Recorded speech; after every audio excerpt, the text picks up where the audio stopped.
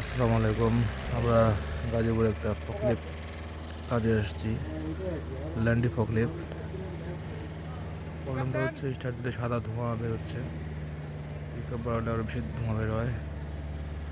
গাড়ি কিছুক্ষণ চলার পরে পানি ফেলাই দেয় রেডিয়েটর থেকে, অনেক গরম হয় ইঞ্জিন। সম্পূর্ণ ইলেকট্রিক গাড়ি, ইলেকট্রিক ইঞ্জিন, ইলেকট্রিক ইঞ্জেক্টর পুরো সিস্টেম দ্বারা কন্ট্রোলিত হয়।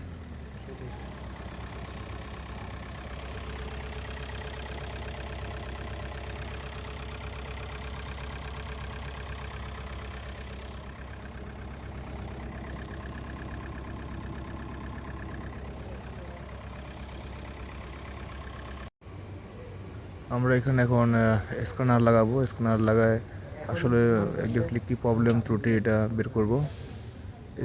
এই যে ইনজেক্টর দেখা যাচ্ছে,